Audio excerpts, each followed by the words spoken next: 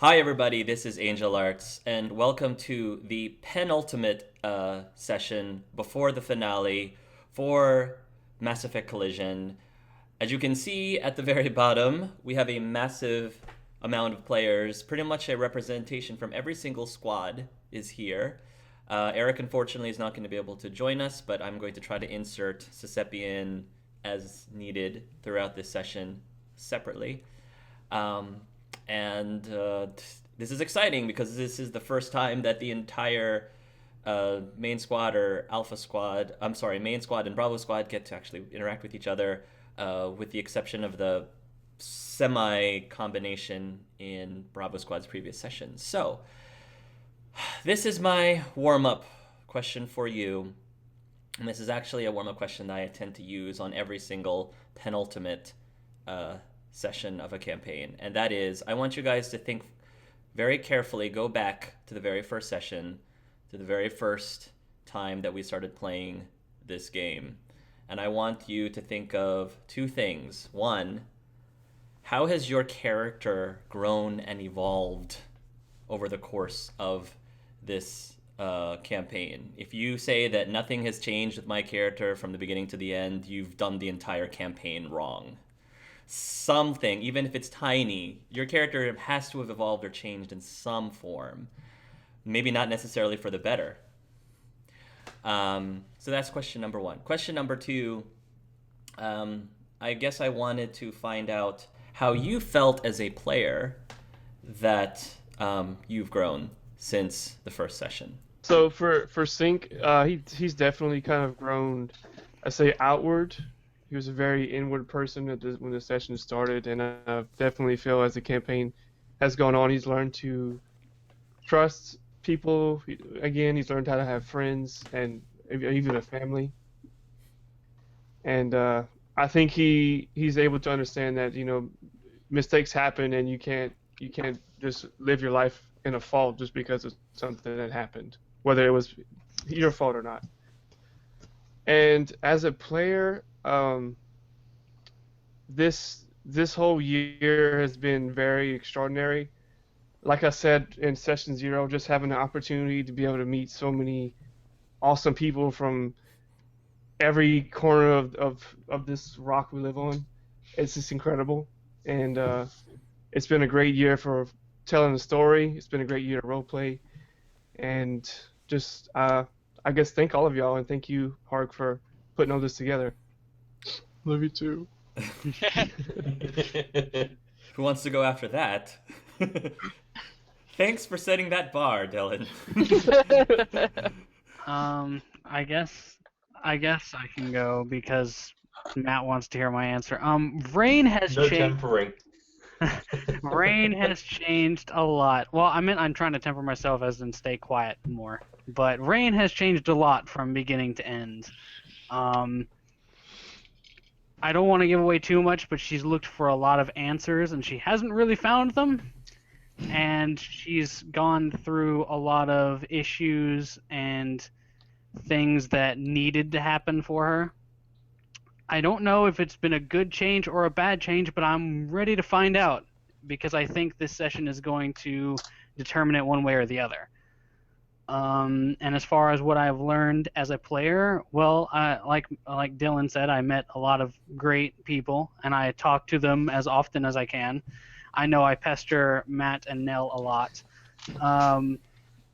And other than that, I've learned that I've learned to not temper my character as much, and whenever I have a problems, that I should talk about it instead of just sitting here stewing. Nar. Well, I think his changes are quite apparent. I designed Nar to be a very, kiddish character, He wanted to joke around, basically to hide the pain that was going on, but I wanted to have a character that was a lot of fun, And he was a lot more serious later as the game got along. I think that Anar has probably been one of the characters that grew up the most because he started out like very kiddish, very childish, didn't feel like he had much of opinion on everything. But as the campaign went on, he got more serious and serious. He was still doing his jokes, of course, but and then it got to that one point a few sessions ago, where everything just kind of came to that climactic point, and he decided, okay, I got to become an adult and deal with everything. And so now he's learning to be that adult that he needs to be to help his friends, his new family, fix everything. You know, he went from like, hell, look at his relationship with Elias. He didn't like Elias much in the beginning because of his opinions of Red, and now he just absolutely loves the guy. It's the arc. I didn't plan that. It was beautiful how he just grew himself. He was a chia pet. He planted himself on this entire campaign. He just dumped all the water himself, and then just grew.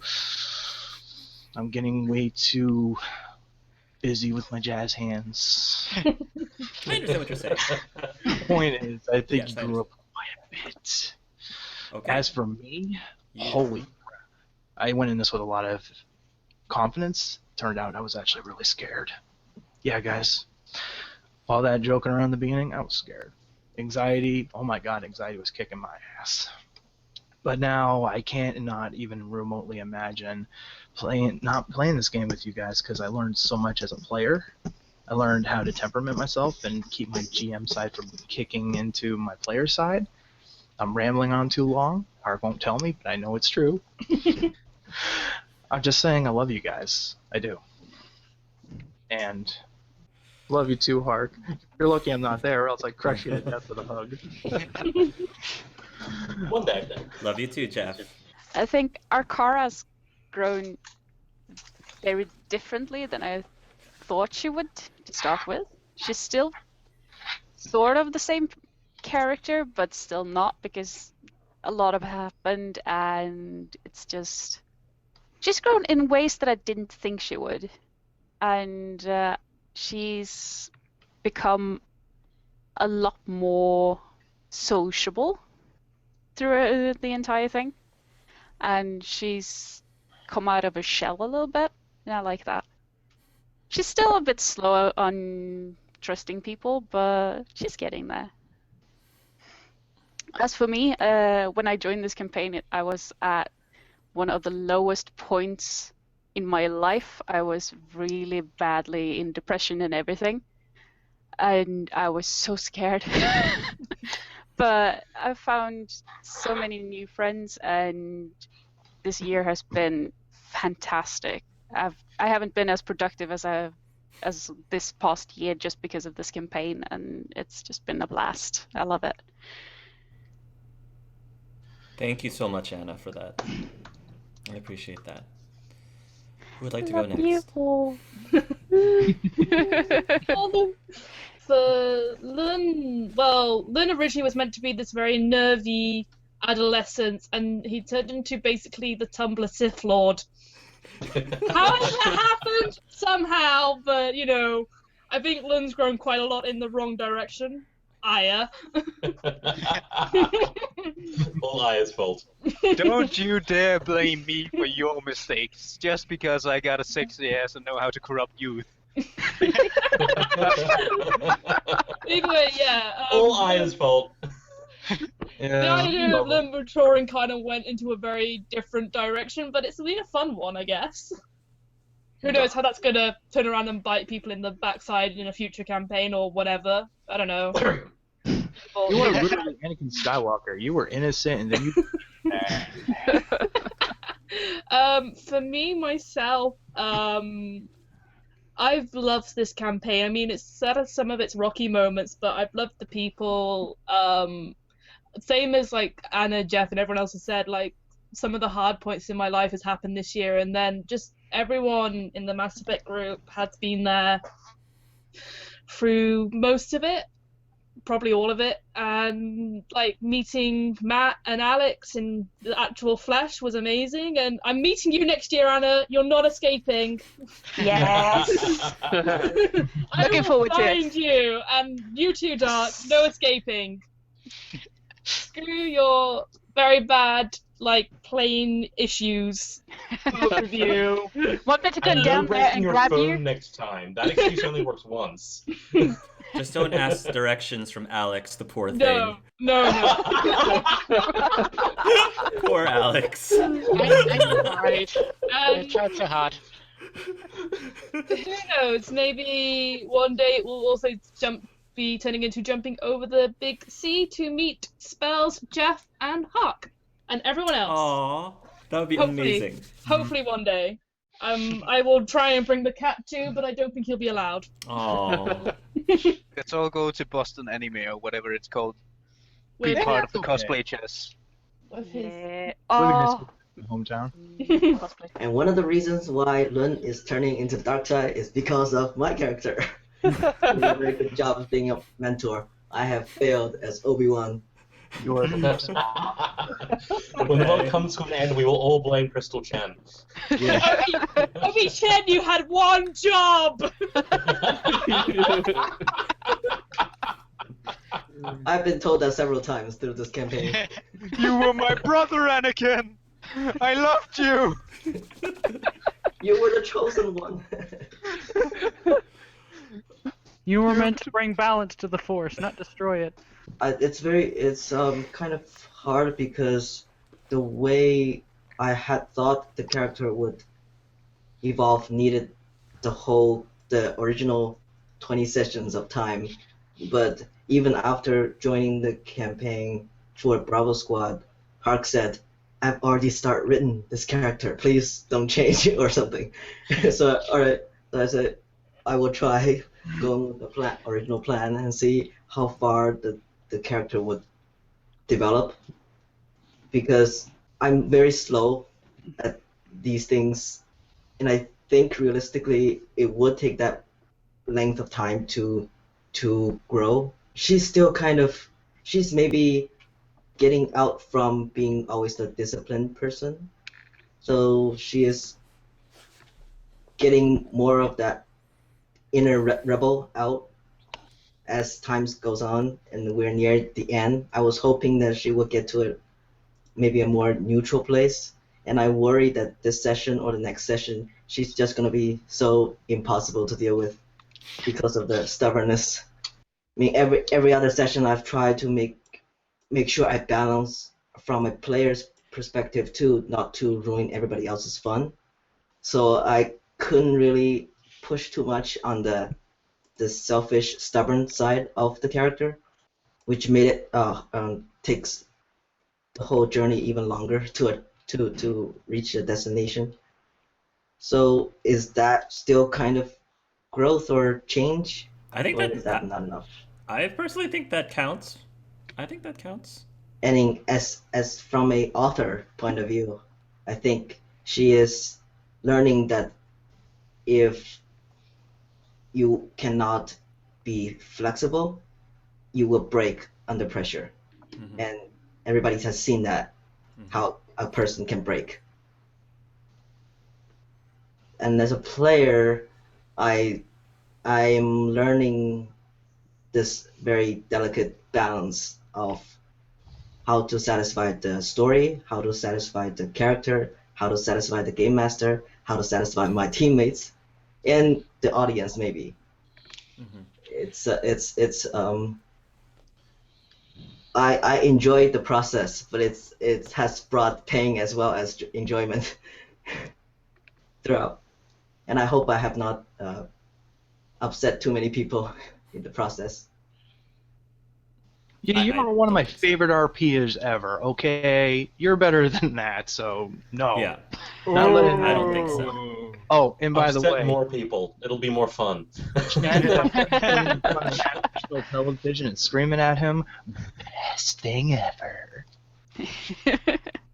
Oh, and Crystal Shock. Yes, and crystal meth. Crystal Crystal meth. Shock, Crystal Yeah. Meth. Sorry for interjecting there. Come I on. love you, man. I do. What other people have mentioned about having been in their low points in their life, I also go through the same thing, and I appreciate all the help and support that everybody has given me. So, thank you all. I'd say that since the start of the campaign, Darren's essentially been working on becoming an adult. Like, in the past, like, a lot of his problems he's tried to ignore, or he's never really dealt with them. And now he's kind of been faced with a problem which he can't ignore because he feels like, the universe is at stake. It's kind of a big deal. So having to deal with that, it's definitely changed him as a person in a big way, I'd say. So I think Darren's journey is kind of the opposites to Chen in a big way. Like, Chen sort of learned to embrace her rebellious side, whereas Darren sort of learned to be an adult, to grow up, to think about the big, well, not necessarily about the big picture, but to realize that the world is bigger than just himself. That sometimes doing the right thing isn't necessarily the easy thing, even though in the past he's pretty much exclusively done what's the easiest. Negative emotions, things like that, he's tried to hide from them, and essentially for the first time in the character's life, he's really had to start to deal with that. And in a big way on his own, because in the past he's always had Trissy, and for a while at least he hasn't. So definitely that, and also seeing Lun, how he's sort of gone down a darker path. Like, it was only very briefly mentioned, but it does worry Darren, and that's not a thing that would have worried him in the past. The other big change is more a change between my initial concept of Darren and how he is now. Like, the initial concept was a very selfish character, and in part because he became a soldier, so he needed to be the person who would take the shot for someone else, he's become far more caring about other people. Like, Chen has mentioned a few times how the squad is like a family, and Darren definitely holds that view. And whilst they do fight at times, it's still a very important dynamic and relationship to him. Me as a person, I feel I'm more confident. It's quite an interesting challenge playing Darren, because he's a very extroverted person and I'm incredibly introverted. So learning to try and put myself out like that, it was hard, but it was definitely rewarding, and I'm enjoying the fact that I'm better able to do so now, I think. I've mentioned this to Hawk before, but like many other people, last year was pretty tough for me, so it was weird. It was one of the worst years of my life, but also one of the best, and that's kind of a weird contradiction, but my life was made a lot easier and a lot more enjoyable because of this campaign. I was a lot more happy than she was supposed to have been by this point, so that's the thing. Overall, I think a lot of what has happened is that she went from being very closed off character to actually learning to open up and accept other people, where compared to just screaming in their face and telling them that they're stupid and should take their stick out their asses. Honestly, going in with her, I kept her more of as a skeleton of a character that could grow during everything that happened, more than a super established character, and then just simply just went along each session and had it flow. Yeah. As for me, I went from like when we started out, this was when I was quite literally at my worst mentally I'd been in many years. Basically, if you take a look back at the Bravo Session 0 footage, it's not just my hair that's shorter, I'm basically just a skeleton. And now, goddammit, I've got muscles! I've grown fat, and I've got work, and I've...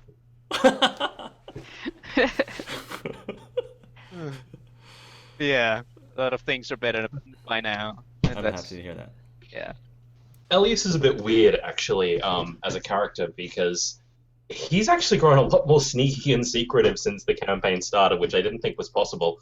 But I guess from inception, he changed straight off the bat, because I think from the very first time I spoke with Hark in terms of the very first interview that got put up, and Hark threw me the whole, hey, celebrity curveball, and I sort of went, oh, okay, I'll roll with this. So yeah, he's turned out to be a little bit more ruthless than I thought he was going to be. Quite a lot more ruthless than I thought it was going to be. And I think he trusts his own judgment a lot more than he did at the start of the campaign. He's also trying to be sneaky, which I've sent a few emails to Hark about. So we'll see what happens at the end of this one. I don't know. I don't know what I'll be allowed to get away with. As a player, it's just been really cool being able to meet people, and the fact that I was actually able to get over to London and hang out with Spells and Anna. Well, not sorry, Spells. I'm thinking you, but I'm sort of thinking Alex actually, and Nell. And if Dark's phone hadn't decided to die, I might have been able to catch up with him too. So, I'm looking forward to meeting up with more of you guys in person. It'll be fun. Hark, you are the savior. It's Actually, basically what everyone said. mentioning ruthlessness, Aya is a lot less ruthless by now than she were. I'd say another thing about Aya, I'd say she's a lot more compassionate than she was before. Like, Yes. she didn't kill when she could have done, for example. Also, she Yes. touched my butt, and I still am upset about that. It was amazing. Need to do it again. I am a hand not a piece of meat for your enjoyment, for your dirty meat hooks. Grabs even harder. I believe, like, back in the original session, she was very more kind of like, very more stern, serious. Like, she really didn't let too many people in her life. She was kind of closed off and didn't let too many people in. Now she has actually has like a small group of friends or comrades that she trusts, talks with, shares her thoughts, feelings with. I think she's kind of opened up more as the sessions have played on. As for me, I would say that, because starting this like fresh with like almost not really no experience whatsoever, trying to learn to like kind of think on my feet, try to like quick response, think of like, okay, how she just try to think in character, try to stay true to how it is. Just I would say overall though, I think I changed this, being able to talk better. I think. Let me say this to you, Eric, because, and I mentioned this, I know, on our session 0. I was actually watching our session 0 the other day. And, and as you said, I think of all of the, not just the main squad, but I think across the squads, you were one of the ones that had the least experience with role-playing. And I have to say, even in your session 1, Eric, if I was to randomly just, if I didn't know you and I just was randomly watching the campaign and was watching you roleplay, if you were to tell me that that was your first time roleplaying, I would not have believed you. Really? Okay. Yeah.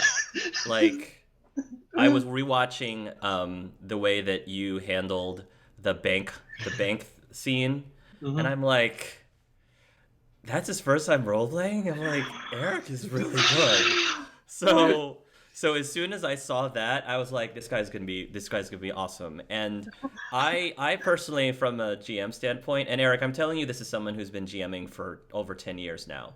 Like, I was so proud of you from the first day. Yeah. You have been fantastic. You've been amazing. Like, I thought I saw a lot of Lucky Jack in you, and you're very different from Lucky Jack.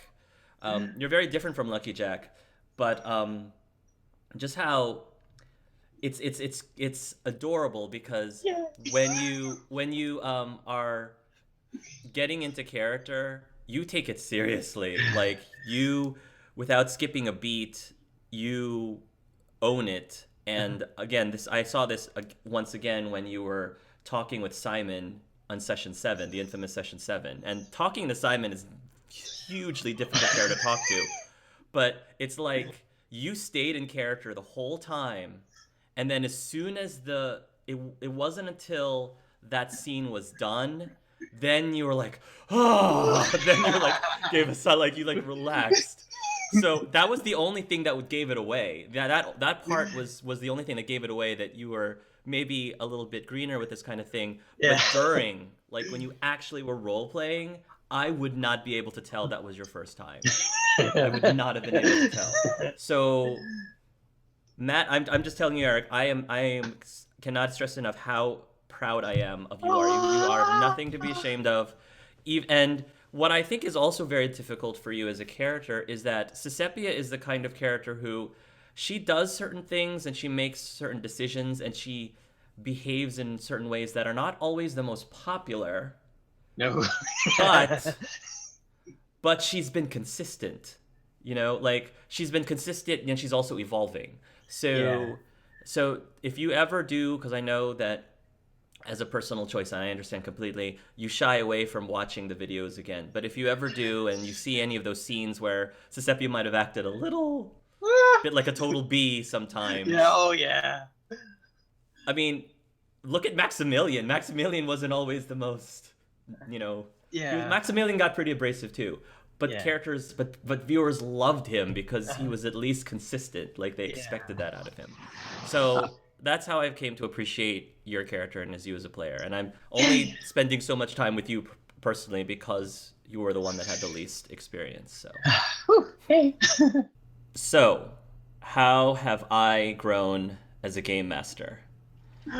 So, I've been doing GMing for a little bit more than 10 years, guys. And every single time I do a campaign, I always say to myself, I still have a lot of things to learn. I know that this campaign, I appreciate you guys giving your accolades in, you know, giving your thank yous. But if you will just excuse me because I tend to be my worst critic. One of the differences between this campaign and the Dragon Age campaign that I didn't have in previous campaigns is because these campaigns are recorded, I have to go back and rewatch them again, especially while I'm editing them. And when I do, I catch things and I look at it and I'm like, maybe I could have handled that a little bit differently, or maybe that decision wasn't the best decision. And it's, for me, that's been a very big learning experience, is just being a lot more meticulous about some things that, you know, may have not made the campaign perfect, but hearing what you guys are saying, I am at least happy to hear that overall you seem to be enjoying it and that you seem to have had fun. And probably the most important thing that you got out of it is a chance to meet a very supporting group of friends that once this is over, you guys will continue taking away with you. I think that's probably the most beautiful thing for me, is that you guys just got so close, and the massive Skype chat that you guys, every time I log onto Skype, there's always like 600 and something new messages. And hearing the context of some of the things that you guys have told me personally about what's been going on with you over the last year, to me, that's what makes the whole thing worth it, I think. And so I wanted to thank you guys for teaching me to hopefully be a better GM for the next group. Probably one of the biggest lessons, and I think everybody knows what I'm talking about, is part of the biggest lessons is trying to learn to say no sometimes and trying not to please everybody, which is in general something that I've always struggled with. Even outside of tabletop campaigning, I always have a problem trying to please everybody. But I appreciate you guys being patient with me despite that. I appreciate that you guys humoring me and understanding that I'm human too and that I also make mistakes. And I'm looking forward to ending this in the best way that we all can together. So, thank you. It's been a hell of a year. Yeah. It has been. Arkara is currently standing in front of Trissy. Sink has a gun that he is aiming at Meridi's head. He's about to pull the trigger when Elias, I believe you went up to the controls to deactivate I believe my something. Was that exact you? words were, "Don't you fucking dare. Nonchalantly. Do the drones actually say that like into the speakers, I guess? Yeah, that's going through the PA system into that room.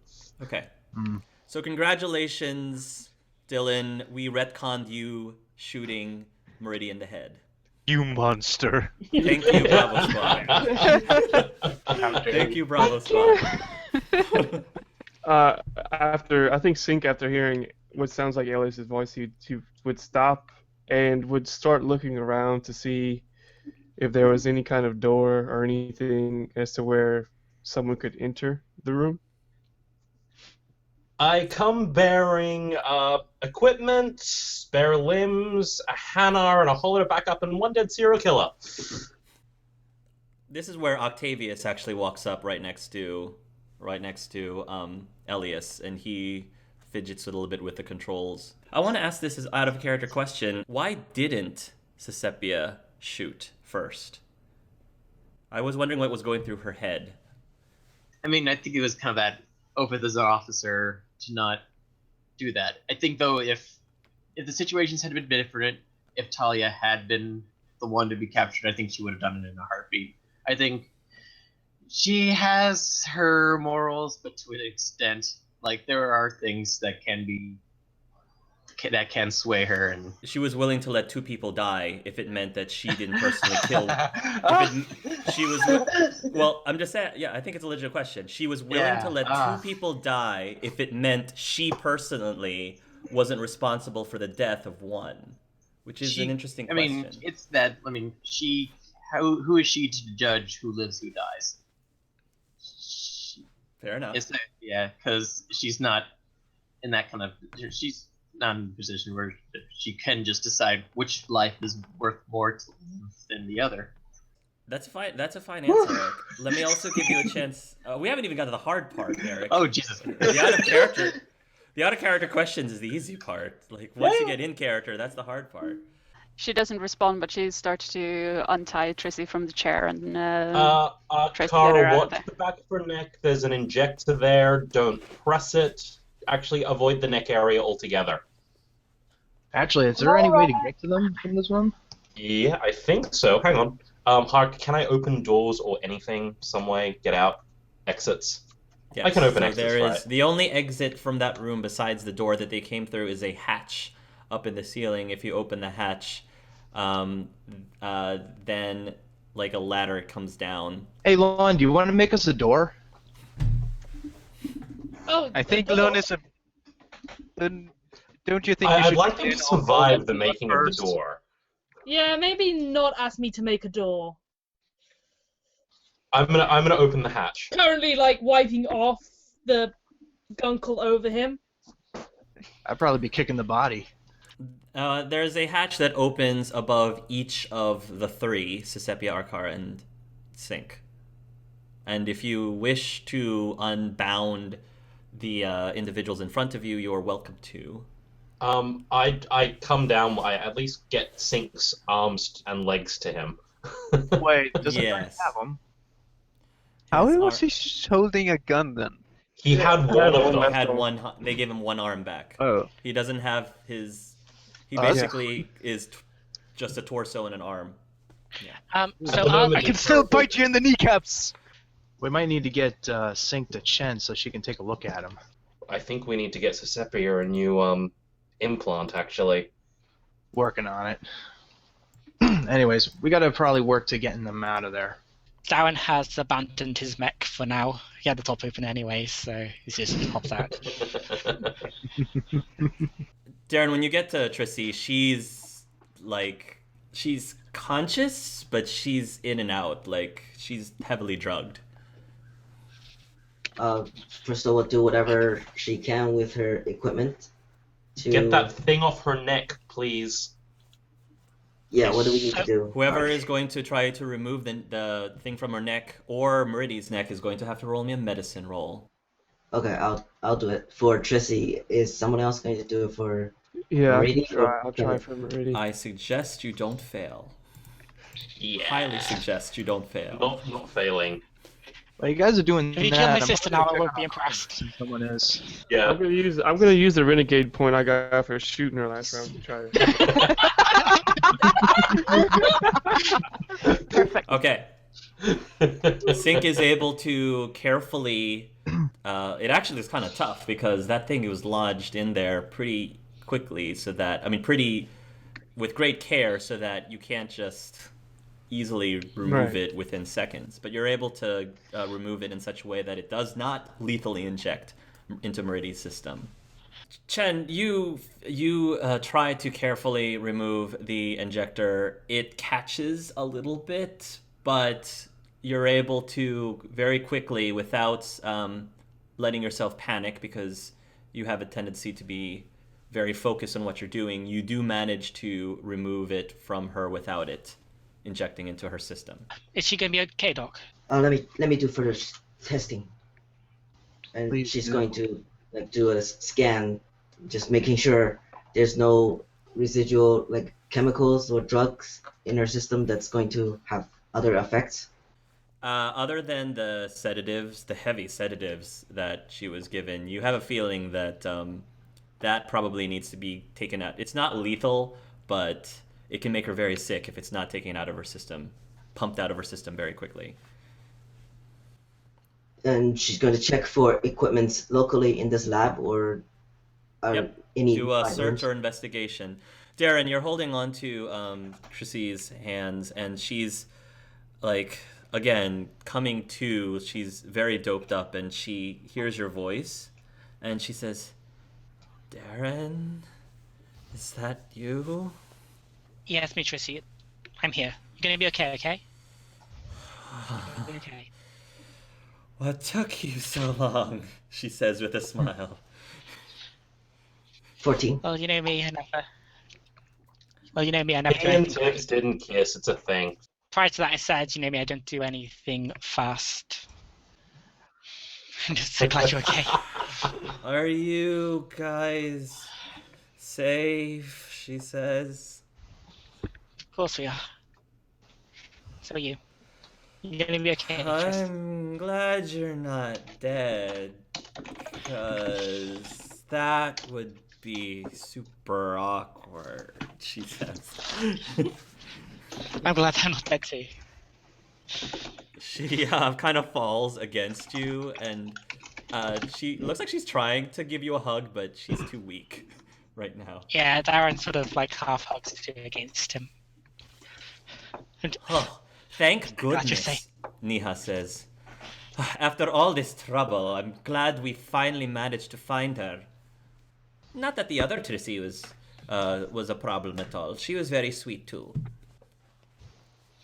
Yeah, but maybe a bit more tied up than you. Come on, you're our girl. Darren's going to pick her up and carry her to his mech where he'll put her. She looks at him, kind of survey him up and down, kind of give a stare, kind of seeing what he's gonna do, and then she would kind of after we're done here, we have to talk, and she's gonna start making her way over to the main group, trying to discuss what's gonna be the plan to get out of here.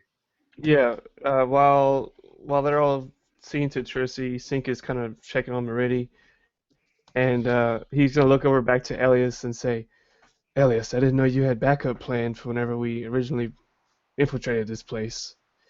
And then he'll look didn't. over and, how long were we out for then? Too long.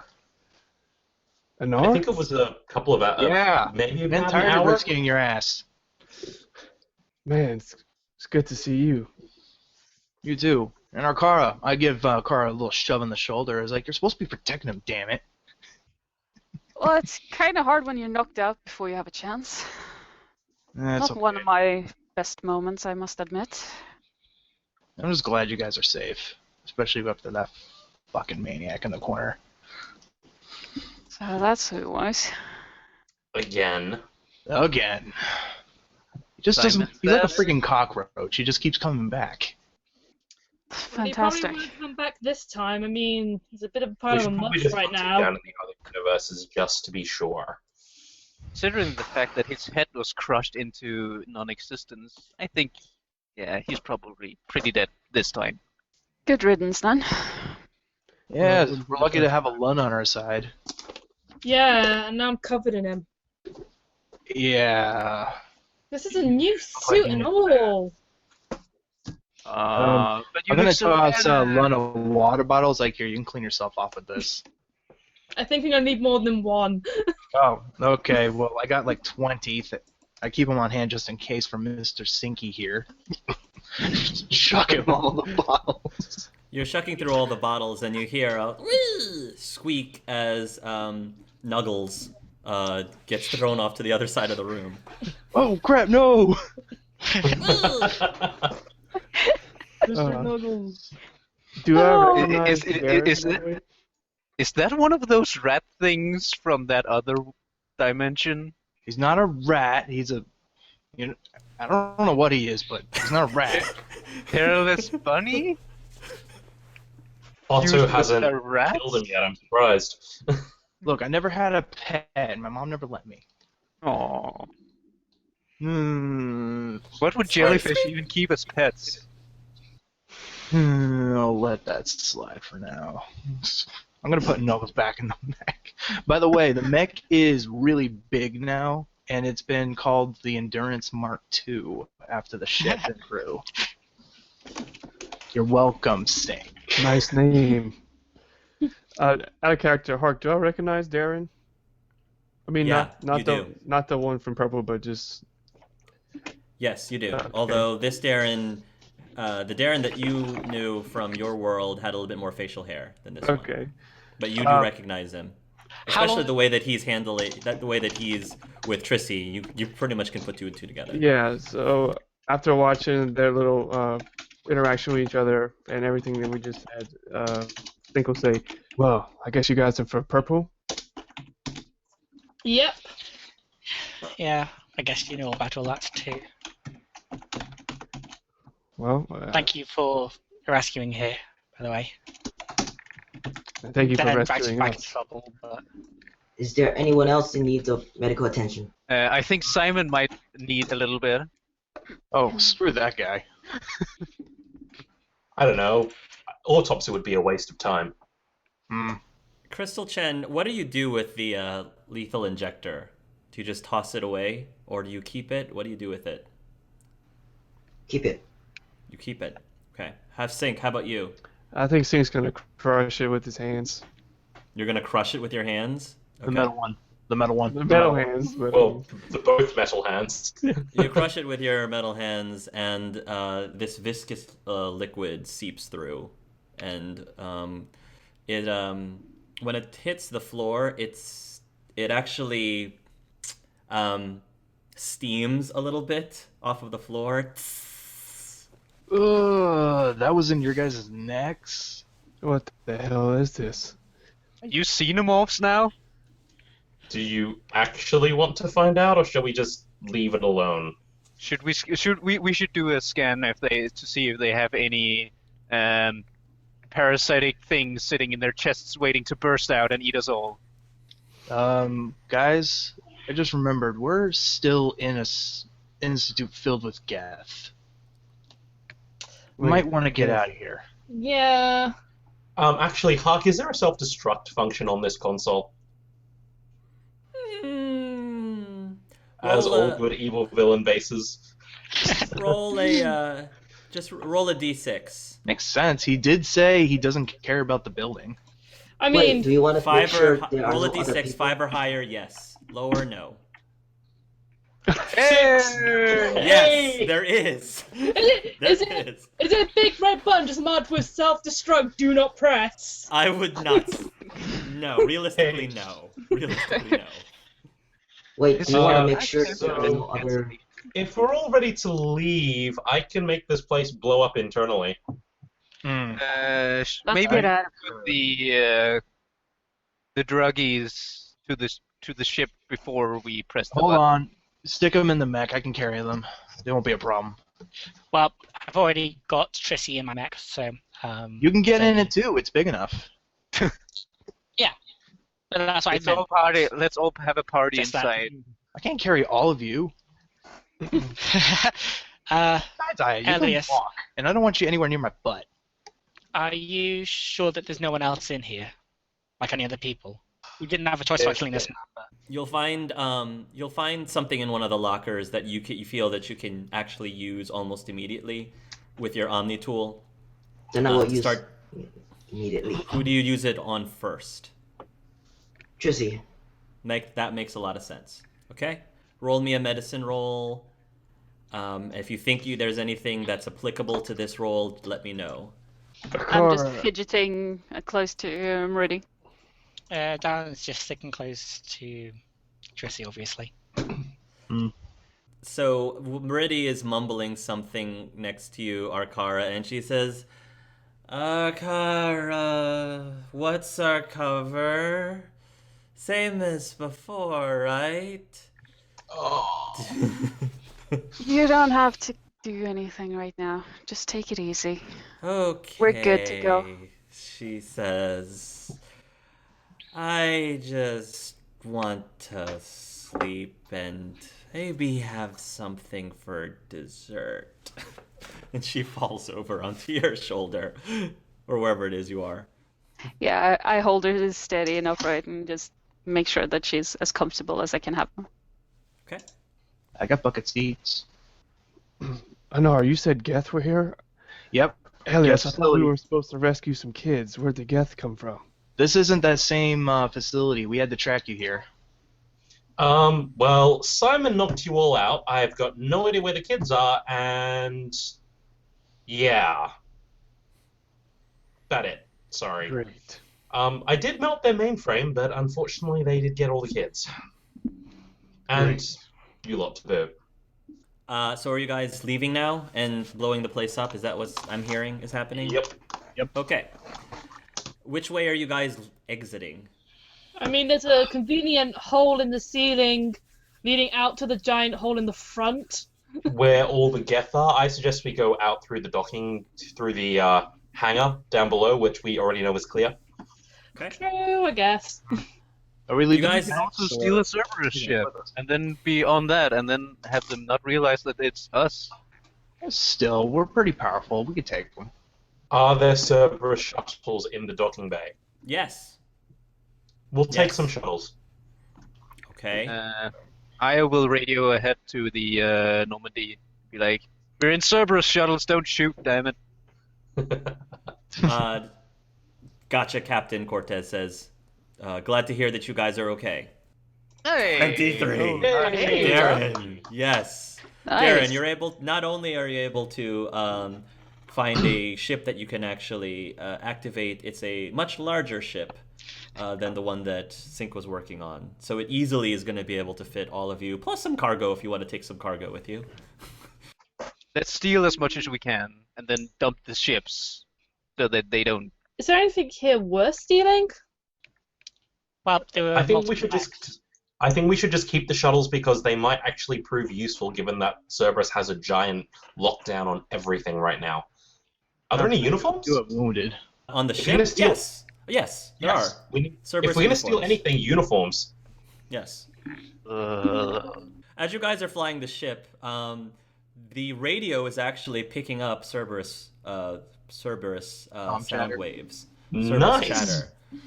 So you can hear the reports of as the building is being set to self-destruct. You can hear reports of the disturbance that's going on in this facility.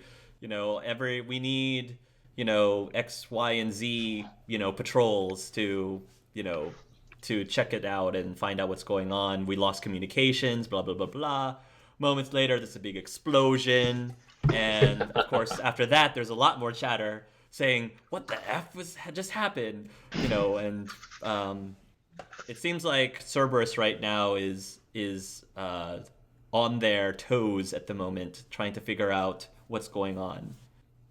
You also hear some chatter about somebody mentioning they bet it's the FOTG. And and several of the chatter is also saying we need to find where their base is quickly. We should probably let someone know about that. Wouldn't really be ideal if I get away. Wait, are you telling me that the Resistance hasn't found a way to crack Cerberus communications channels before? I have don't no know, idea. Yeah, I'd no, rather it's they not were out. ignorant. Sure, maybe we should tell them then. Probably also a good idea to copy their radio channels. Also, all their access codes. Excuse me. Oh yeah. I also suggest not using their comm channels ourselves, just in case. Well, I yes, wanna we copy don't their use access them, but if we can patch into them, that's good. Hmm. Patching in is good. Well, we're getting back to the Bravo Squad ship because I think that came with us because it was out of system. Yeah. Yes, you can do that. Past that, I don't know. I'd probably we just going make back to the sure our Citadel? car and sink are good. That's Yeah. I haven't seen them in over a week. Yeah. I mean, we don't really want to fly a Cerberus ship into the Citadel and then questioning why there's a Cerberus ship going into the Citadel. Well, there's Well, I Cerberus thought ships we- all over the Citadel. Yeah, Yeah. but they'll question why this particular ship is going in the Citadel. And when they get, they'll very well be like, why are you heading there? And our answer will be, reasons. They'll be like, yeah, no. And unfortunately, we can't use Crystal Chen to respond because she's been kicked out. of the Sorry, force. Chan. But we can use the shuttles to get it in. I mean, the shuttles, no one looks at shuttles. They look at ships, yes, but shuttles not so much. Shuttles are everywhere. You have one of those If only we knew shuttles? someone with a really nice car. Well, there should be shuttles in this ship. We'll just take those. Works for me. We're going back to Normandy anyway. Yeah, we can't leave them hanging around. Or they just Yes, gonna follow but we us can back. take the shuttles with us. Okay. I mean, the Normandy does have a place that you can put shuttles in, right? Our cargo bay is? The Normandy SR1 isn't that big. I don't think. Do they it have has- a it well, we has don't have room a for Mako. one or maybe two shuttles at the best, considering we don't have the Mako. Well, Yeah. one's about Yeah, but Cortez has his hammerhead there, doesn't he? Yeah. Oh, there's so hammerheads in we there. have room for one shuttle. One. One's enough. Yeah. We have more than one pilot anyway. We could take more than one ship. The problem is, Well, do we we have could. No, we could. We just have to go to green first. Our ship's still there. Well, we need to get that anyway. As well as our friends. Yeah, I'm guessing Octavius might want to see his daughter. So I'm actually nervous myself because I'm asking you to do this one more time, Eric. I'm asking you to get into a very difficult situation with Sepia right now, going into talking to Octavius after all these years, and like you might be a little nervous about it. I'm probably more nervous because from a character point of view, like. Octavius is the one, just be aware, Eric, like when you're role-playing, Octavius is the one at the disadvantage. Sepia is not at the disadvantage here. I know. Yeah, I know. So yeah. you're kind of in control, and I'm curious to find out how this plays out, because it is pretty much going to determine the rest of what's going to end up happening in this role-playing session. So, are you ready? Mm-hmm. Okay. Go over to him. Come on, please. We've got some things we need to talk. He slowly follows you to the next room. He probably won't say anything right away, unless you want him to speak first. All these years. For the longest time, I thought you were dead. All these years, I wanted you to think that. Because you didn't want me to know the truth? Because I was a coward. I still am a coward. I ran into Simon, you know. He looks up at you. Simon. That man seems to be showing up in the most inopportune places. Yes. told me a little bit about you. I'm sure he did. One thing about Simon, though, he may be a little sick in the head.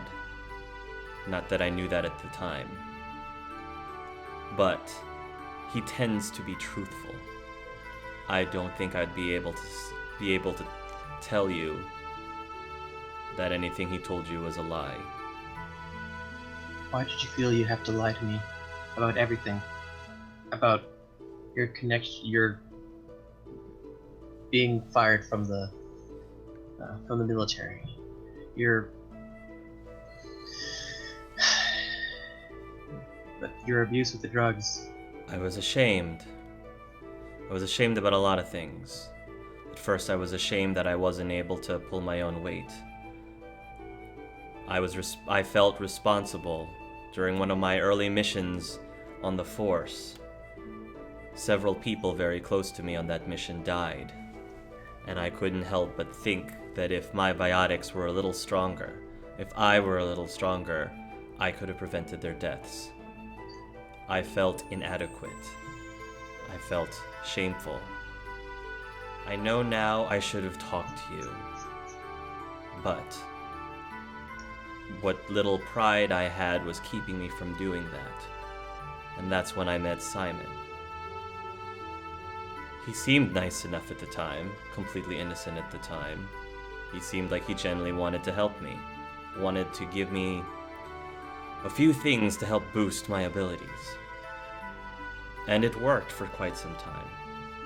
I finally felt like I was an active participant, contributor to the Force. My superiors even mentioned that I was improving considerably, and I got a lot of accolades for it. And it just kept going. I needed more. Until finally I kept telling myself I could stop whenever I wanted to. But deep down inside I knew that wasn't true. Until it was too late. I went from being ashamed of being inadequate to being ashamed that I was a junkie. I couldn't face you, and I couldn't face Talia. I didn't want her or you to believe that. I didn't want you to remember me that way. To think that I was some washed up soldier who made a bunch of really stupid choices. Like I said, I was a coward. Eventually, they found out that I was taking these enhancers and I was kicked out of the Force. So I pretended that I still worked for them. In truth, I was spending more and more time with Simon. He sort of slams his fist on the wall. I spent more time with them than I did with you and my daughter, and again I was ashamed. Again I messed up. Again I made the wrong mistake. Until finally I thought the best thing for everyone was for you to believe that I was dead. So you believe that I would be happy without you in my life, without Talia, without her father? Compared to the alternative, yes, that is what I believed. You should have come to me. We could have done something. Gotten you help. Didn't have to go through this. He closes his eyes a little bit, and then he opens up again. I was afraid. Afraid of what I would say? How I'd react? He looks up at you, and without his expression changing, he says, "You can be a very scary person, Susepia." Yeah, yeah. He sort of said that as you got that he sort of said that as a joke, but it was like he was like half joking. Yeah, it comes with the profession. I didn't want there to be a scene. I didn't want there to be a big fight. I didn't want Talia to wake up one night and see the two of us screaming at each other. I wanted you to remember me as a hero. Which is why I planted that fake story, and I could not have been any more the complete opposite for doing that. I know that now. When they ended up taking me to that facility where I was at with Chris, I was happy to stay there, because I knew that's where I belonged. It's what I ended up deserving for all the mistakes that I had made. Such an idiot. I didn't know if you would even want to see me. But when I found out that you were being captive in that facility, my plan was to get you guys out of there, with you not even knowing that I was doing anything. Things ended up changing when I ran into your friends. Here, come over here. I'm gonna kind of guide him over to like a table where there's like chairs. Sit right here.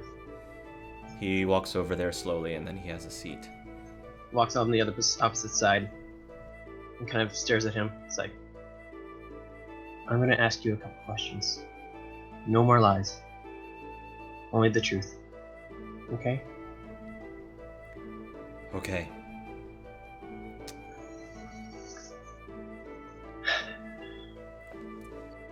Your name is Octavius, correct? Yes. You are the father of Talia, correct?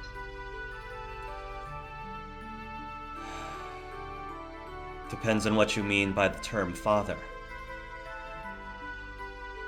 Yes or no? Anyone can be a dad, Susepia.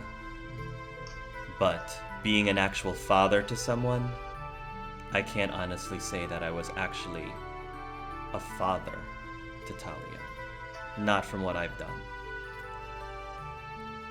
You used to work for the Turian military before being caught with the drugs that you had, the enhancements, correct? That is correct. Are you still currently taking these drugs? No. Can I kind of look him down and see if do a perception roll? I'm gonna assume though he's probably gonna be telling the truth though, but He's telling the truth. yeah, cool. You feel guilty for what happened. Every day. Do you still love Talia? Every second. You still love me? Always. You fool. He starts to, his eyes start to water a little bit. Have I been lying? No. No, you're not. Does it change anything, though? Doesn't change what I did. We all do things in the past that we're ashamed of. I know I've made some decisions that I'm not too proud of. I know there have been things that I've been wanting that I would have done to avenge you. The best we can do is learn from our mistakes and move on. It's not going to be the same, though. No, it won't be.